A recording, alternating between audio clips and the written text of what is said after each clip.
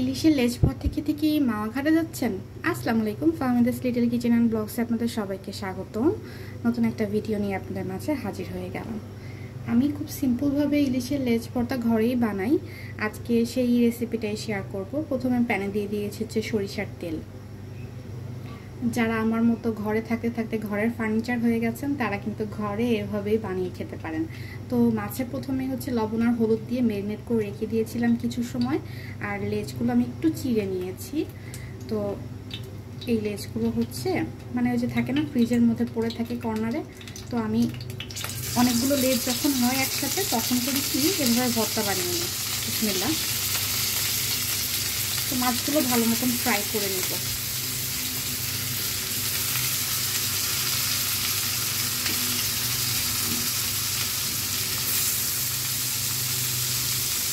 Simple ওয়েতে যদি recipe পাওয়া যায় তাহলে আর বাইরে গিয়ে খেতে হবে কেন বলুন।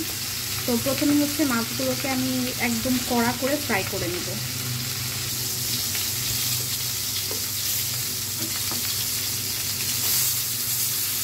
মাছগুলোকে এপিট ওপিট করে ভেজে নিতে হবে প্রথমে।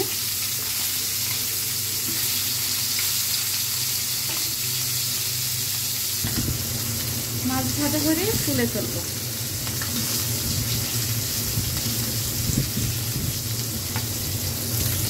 ভর্তার জন্য কিছু শুকনা মরিচ ভেজে নিতে হবে, যেহেতু আমি ভর্তাটা শুকনা মরিচ দিয়ে করবো। কারণ কাঁচা পেঁয়াজ আর শুকনা মরিচ দিয়ে করলে দেখবেন ফ্লেভারটাই ভিন্ন আসে। তো মরিচগুলো একটু ভেজে নিই। লেজগুলো ভাজা হয়ে গেছে, এখন তুলে ফেলতে হবে। ভর্তা তো করবো, তার সাথে আরও একটা তরকারি রান্না করবো। ভাবলাম ওই রেসিপিটাও আপনাদের মাঝে শেয়ার করি। করলা চচ্চড়ি করবো ইলিশ মাছ দিয়ে। যে মাছ 3 পিস ভেজেছি সেই 3 পিস মাছ দিয়ে হচ্ছে করলা চচ্চড়ি করবো। তো প্রথমে হচ্ছে পেঁয়াজটা একটু ব্রাউনিশ করে ভেজে নিতে হবে। খুব সিম্পল রান্না কিন্তু অনেক মজার। একদম অল্প মশলা দিয়ে রান্নাটা করবো। এখানে আদা রসুন বাটা নিয়েছি প্রায় 1 টেবিল চামচের মতন, লবণ নিয়েছি, হলুদ নিয়েছি, জিরে গুঁড়ো নিয়েছি, ধনিয়া গুঁড়ো নিয়েছি, শুকনো মরিচের গুঁড়া নিয়েছি। সব কিছুর গুঁড়া অল্প অল্প করে নিয়ে খুব ভালো মতন হচ্ছে এখন কষিয়ে নিব। আমি এরকম একসাথে মশলা মেখে রেখে দিই, এটা আমার কাছে মনে হয় যে রান্না করতে সুবিধে হয়, দ্রুত হয়েও যায়, ইজি হয়। তো মশলাটাকে কষাতে থাকবো। একটু পানি দিয়ে দেবো। মশলায় যখন জাল উঠে যাবে এখানে আমি করলা চচ্চড়ির জন্য আলু চিকন করে কেটে নিয়েছি, করলা চিকন করে কেটে নিয়েছি। এখন এগুলো দিয়ে দিব, দিয়ে সামান্য একটু কষিয়ে হালকা একটু পানি দিয়ে ঢেকে ঢেকে রান্নাটা করে নিতে হবে। দ্রুত সিদ্ধ হওয়ার জন্য ঢাকনা দিয়ে ঢেকে দেব।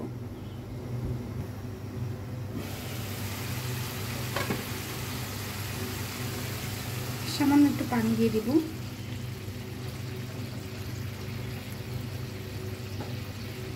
আবার ঢাকনা দিয়ে সিদ্ধ করে নেব। করলা যখন অলমোস্ট সিদ্ধ হয়ে গেছে তখন মাছগুলো দিয়ে আমি আর কিছু সময় রান্না করে নিলেই হয়ে যাবে। হয়ে গেছে।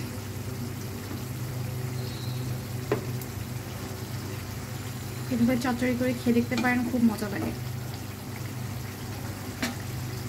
এখন আমি হচ্ছে লেজটা ভর্তা করে নেব।